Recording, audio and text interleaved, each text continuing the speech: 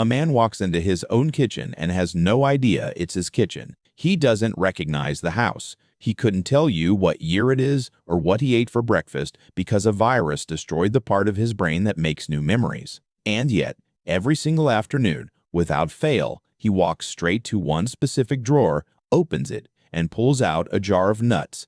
No searching, no hesitation. A man who cannot remember his own name still knows with total precision exactly where the food is.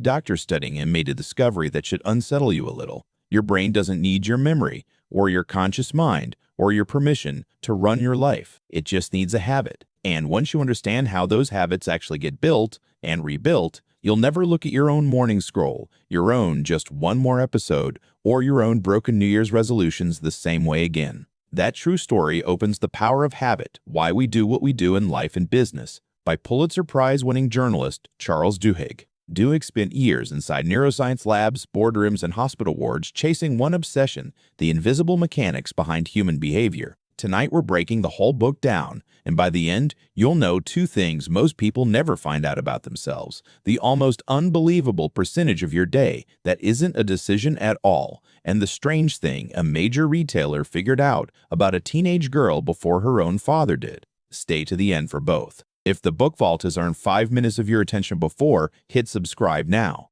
This channel exists to give ambitious people a real, unfair advantage.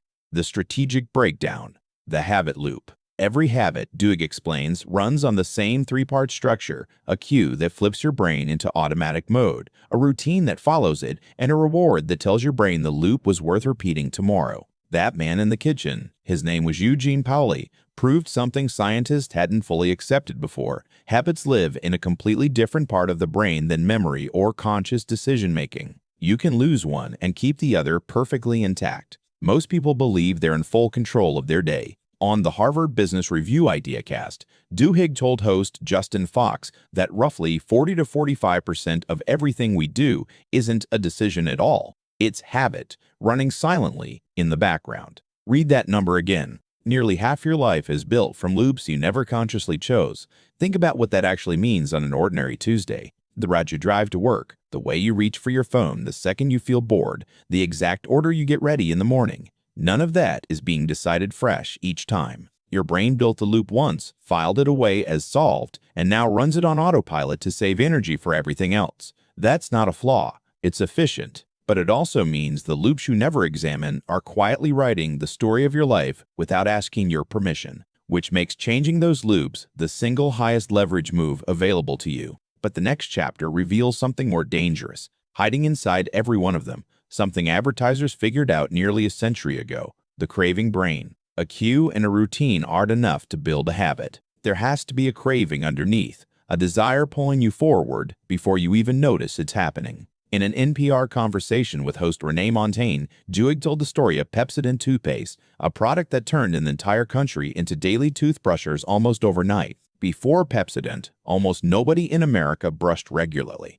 An advertising executive noticed one small physical sensation, the tingling left behind after brushing, and turned that feeling into a craving people chased every morning. He never actually sold clean teeth. He sold the anticipation of the tingle. Advertisers figured this out a century before behavioral sciences gave it a name. They never needed you to understand what a craving was. They just needed to manufacture one and then sell you the routine that satisfies it day after day for the rest of your life. And it worked on a scale that's hard to overstate. Within a decade of that campaign, toothbrushing went from a rare habit to a near universal daily ritual across the entire country. And Pepsodent became one of the best-selling products on Earth. Nobody was sold hygiene. Everybody bought the tingle. If you can identify the craving driving a bad habit, you have the exact lever needed to redirect it towards something that actually serves you. But identifying the craving is only half the puzzle. The next chapter reveals the rule that makes real change permanent: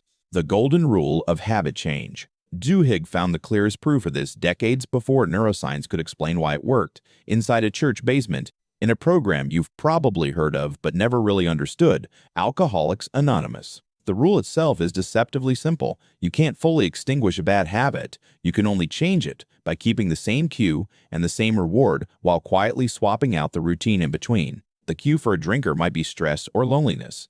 The reward might be relief or connection. AA doesn't try to erase the craving. It replaces the drinking with meetings, sponsors, and community, while leaving the underlying cue and reward fully intact. The habit survives, only its shape changes. Most people trying to change themselves attack the craving directly with pure willpower and lose almost every time. This single mechanism has been used to help alcoholics, gamblers, and everyday people finally break patterns that had controlled them for decades, not by fighting harder, but by aiming at the right target in the first place. If you take one thing from this entire video, take this: precision beats willpower every single time. This is where most self-improvement advice quietly falls apart. It tells you to fight the craving head-on using nothing but discipline, and then acts confused when that discipline evaporates by week 2. The golden rule works because it never asks you to win a fight against your own brain. It just changes what you're doing in the 10 seconds between the trigger and the payoff. There's a final ingredient that makes the swap permanent instead of temporary belief. Change tends to stick only when someone believes real transformation is genuinely possible for them, usually through some form of shared community or struggle. Without belief, even a perfectly engineered routine swap eventually collapses under pressure. But what if one single habit could trigger a cascade that changes everything else around it? That's exactly what the next chapter reveals, and the answer arrives faster than you'd expect. Keystone Habits. Here's the uncomfortable part. You don't need 10 new habits to change your life. You need to find the one you've been avoiding, because Duhigg's next case study proves that a single overlooked habit can quietly rebuild an entire company from the inside out. In 1987, Paul O'Neill became CEO of Alcoa and shocked investors on day one by announcing his sole focus would be worker safety, not profit. Wall Street thought he'd lost his mind, but obsessing over workplace injuries forced Alcoa to fix its worst communication breakdowns, its worst manufacturing failures, and its worst leadership blind spots, because every injury was a visible symptom of something broken underneath it. If a worker got hurt, a plant manager had to explain to O'Neill personally, within 24 hours, exactly what went wrong and exactly how it would never happen again. That single rule forced information to travel upward through a company that had spent decades burying bad news. Within roughly a year, profits hit record highs, and by the time O'Neill retired, Alcoa's annual net income had grown dramatically from where it stood the day he walked in. Safety was never really the goal. It was the keystone, the one domino position to knock over every other domino in the system. You already have a habit like this sitting untouched in your own life: sleep, or a morning routine, or how you talk to yourself in the first 60 seconds after waking up. You already know which one it is. The next chapter reveals what happens when that keystone habit runs out and willpower is the only thing left standing. Starbucks and the habit of success. Willpower behaves exactly like a muscle. It can be strengthened with practice, and it can be exhausted through overuse, a state researchers call ego depletion. Starbucks learned this the hard way while training thousands of new baristas a year. Starbucks called it the late TE method, and it wasn't about coffee. It was a script for the exact moment a barista wanted to snap at a rude customer: listen, acknowledge, take action, thank them, explain. Employees rehearsed the response before the bad moment ever happened, so in the real moment, there is nothing left to decide. That's the whole trick elite performers use that looks like willpower from the outside. Most people destroy their willpower before 9 in the morning without realizing it, spending their limited daily reserve on a dozen tiny decisions that never needed to be decisions at all. What to wear, what to eat, whether to answer that message right now or later, whether to hit snooze one more time. None of those decisions feel expensive in the moment, but by the time a real challenge shows up at 2 in the afternoon, the tank is already running low, and that's when the excuses start sounding reasonable. Elite performers don't have more willpower than you. They just build systems and pre-planned responses, so their willpower never gets spent on small things, leaving the full tank available for what actually matters. But willpower alone can't survive a real crisis, and the next chapter shows what happens when a culture of silence is finally forced to break. The power of a crisis. At Rhode Island Hospital, junior nurses could see a mistake happening in real time and stayed silent anyway, because questioning a senior doctor felt more dangerous to their career than staying quiet ever felt to a patient. That silence had a body count, and fixing it meant rebuilding one specific habit, giving every nurse in the building the explicit right to stop a procedure cold, no matter whose name was on the door. Checklists, cameras, and anonymous reporting followed. Most organizations never notice a broken habit until a crisis has already claimed a real cost: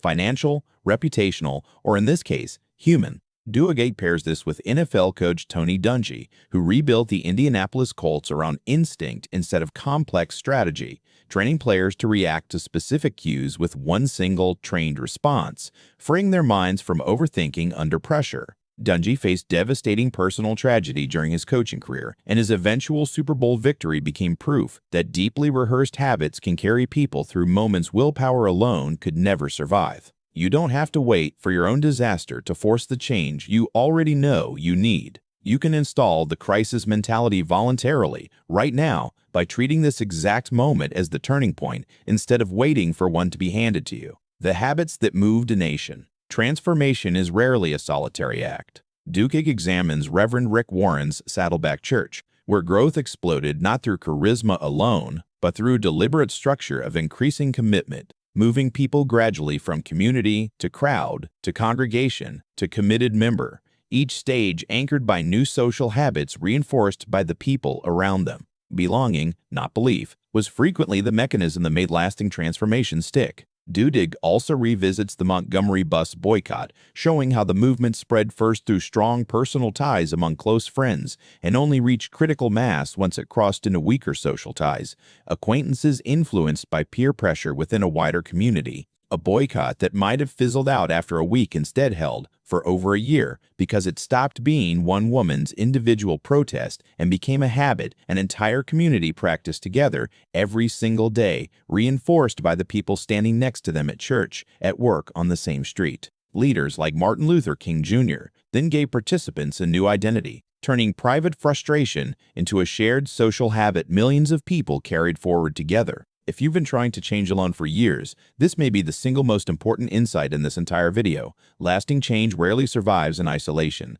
It survives inside community. But even after understanding social movements, there's one final unsettling question left. Once you know your own habits, are you still in control? That's where the book ends, and the answer is more personal than you expect. The Neurology of Free Will. Duhigg tells the story of how Target's data scientists built a statistical model that could identify pregnant customers based purely on subtle shifts in purchasing habits, sometimes before the customer's own family knew. A furious father once confronted a Target store over coupons his teenage daughter had received, only to call back days later and apologize because she genuinely was pregnant, and the algorithm had understood her habits before he did. Duhigg pushes the argument further with the story of Angie Bachman, a woman who lost nearly $1 million gambling at a casino, specifically engineered around her personal habit patterns. The casino's own data team knew exactly which games kept her at the table, exactly when to offer her a free room, exactly how to keep the loop running long after any reasonable person would have walked away.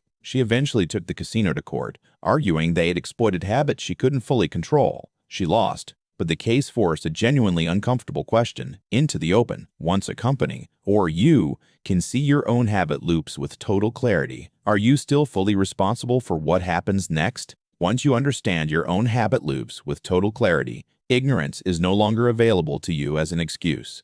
Awareness becomes responsibility. That's the quiet verdict sitting underneath every chapter you've just heard. Key lessons and insights. The first habit you never noticed was running you. Roughly half of what you do today wasn't decided by you at all. That number isn't meant to frighten you. It's a map. Name the cue, the routine, and the reward behind any pattern, and you have the exact coordinates to redesign it on purpose. The Keystone Domino. You don't need 10 disciplines to transform your life. You need one keystone habit: sleep, movement, or a single morning ritual positioned correctly so it knocks over everything standing behind it. The Willpower Reserve. Willpower is finite and exhaustible, exactly like a muscle under strain. Elite performers protect their reserve by pre-deciding small choices in advance, so the tank is still full when it actually matters. The Belonging Multiplier. Change built in isolation rarely survives real life. Change built inside community, around shared identity and mutual reinforcement, tends to hold for years. If your past attempts quietly failed, this might be the missing variable. Not weakness, just the absence of people reinforcing the pattern beside you. The responsibility threshold. Once you can name your own habit loops with total clarity, you cross a line that can't be uncrossed. Ignorance stops being an excuse. It's uncomfortable, and it's also the most liberating truth in the entire book, because responsibility, once accepted, is the exact doorway real change walks through. The vault closing. There's something quietly profound about a book that starts with a man who couldn't remember his own kitchen and ends with a question about whether awareness itself creates moral responsibility. The Power of Habit was never really a productivity book pretending to be about neuroscience. It's a mirror, held up patiently, page after page, until you can finally see the architecture running underneath your own daily life, the parts you built on purpose, and the far larger parts you never chose at all. Here's your one action for the next 7 days. Pick exactly one habit loop, just one, and write down its cue, its routine, and its reward with total honesty before you try to change a single thing about it. Just observe it. Awareness is always the first domino. And remember that strange discovery Target's data team made, the one that unsettled a family before it ever became public. The unsettling part was never really the algorithm. It was proof that your habits speak a language louder and more honest than your intentions ever do. Before you go, drop one word in the comments, the cue that starts your worst habit. Not the whole story, just the trigger. Stress, boredom, loneliness, your phone buzzing. One word. We read every single one, and next week we're pulling the most common answers for a follow-up video on how to actually rewire them. Somewhere in this video, you already recognized a loop running your own life. Maybe it was the one you've been blaming on no willpower for years. It was never willpower. It was architecture. And now that you can see it, you're the one holding the blueprint. If this video gave you one honest mirror tonight, subscribe to the Book Vault. This channel is built for people who refuse to stay average.